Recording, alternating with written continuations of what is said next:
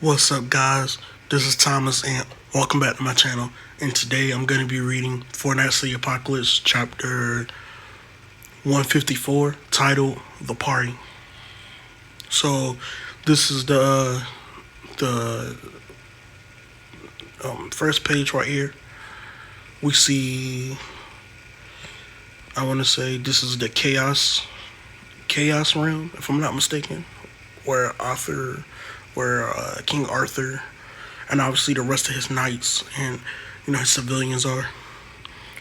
So we open the page with Arthur. He says, "I think you know why I've summoned you to my castle again. Why did you ignore my order? I've told you time and again to keep away from the seven deadly sins. If I may, sire, we serve as your dagger in battle, if they may threaten your majesty or Camelot. You don't get it, do you, Ironside? You have no idea what any of them are." "I think that I do, sire. That's why I must act quickly." So Arthur snaps his fingers. Okay, so I'm not even sure what this is right here. He says, "What is this, sire? Take the blanket off and see. The smell of blood?" So they remove it. Seems like it's some person or whatever. "A gruesome sight indeed." Okay, so that's the chick that Percival and King and Deanna and them just defeated in the last chapter, or in the chapter before the last.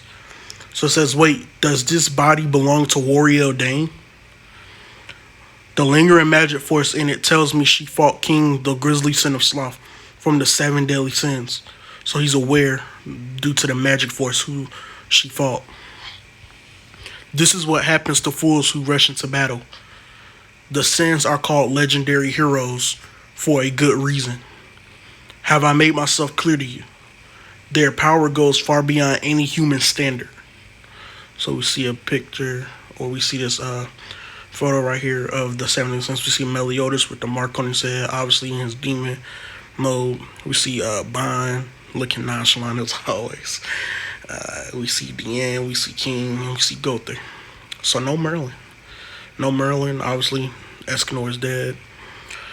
But should we just let them do as they please then? The way you are now, that is all I can tell you. Now you say. Yes, there is a way for you to contend with them. How so, my liege? Simple, by climbing up the same level as them. You must do away with your human side. Okay. So he swings like a giant hand at them. Magic hand at them or something. Yes, just as Beltreat and Wariel Dane did. Okay. So he's turning Wariel Dane back to how she originally was. We see something coming out of her mouth, or like going into it. So now she's back to normal. Oh, that must be the elixir, I assume. So she says, "Your Majesty, the drug of yore is in our possession." I'm trying to go back up real quick. Let me go back.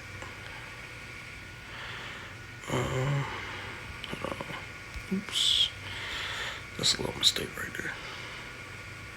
Man, I'm trying to go back.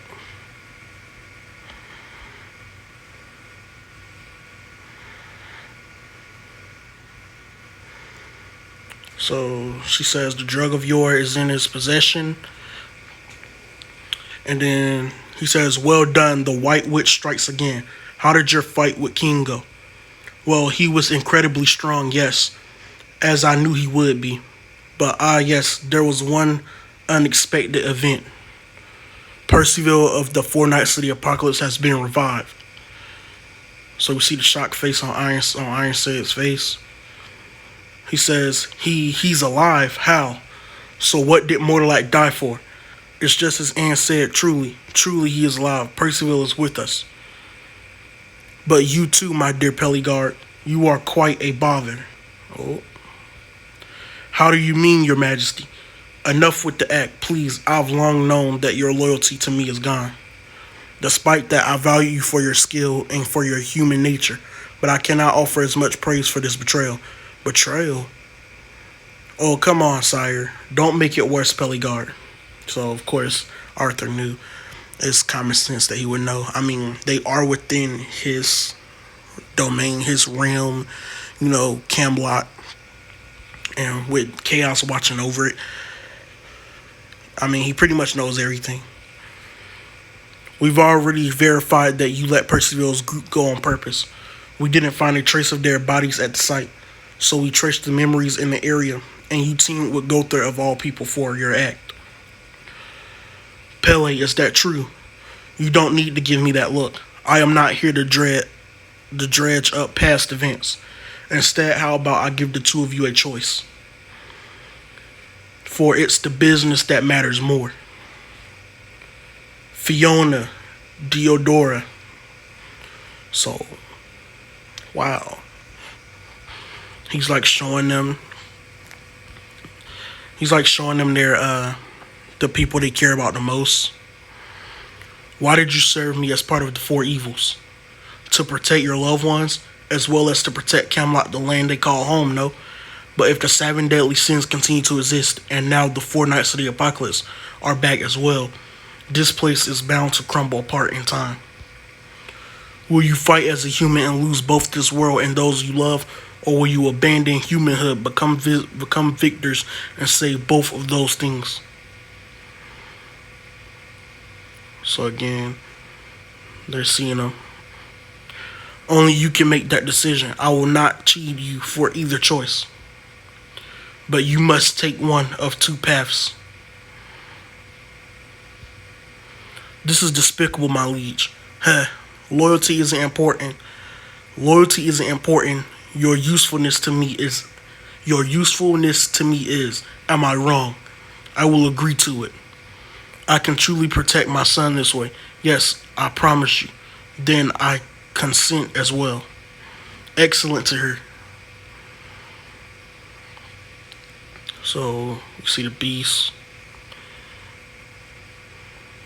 We should have done this sooner. The contract required their nod first. They have much more pride than you do. Oh, how awful. But worst of all, I fear I hesitated to pull them into this. So it seems like the beast is eating away at their human side, or at least their human side is being torn out of them or something. The inspired human side of me, I suppose. So it says, but worst of all, I fear I hesitated to put them into this, the inspired human side of me, I suppose. So maybe that's more lore as to why Arthur is the way he is. So now the human side of him is gone. How was your first time, my lad? Shut up, you witch. Now rejoice, for you have both become true members of the four evils. I'm sure Diodora is so proud of you. Diodora? Sire, yes. Who is this woman? So they're asking who this woman is, or whatever. I'm guessing they're talking about I'm not sure. Let me see if there are any more pages.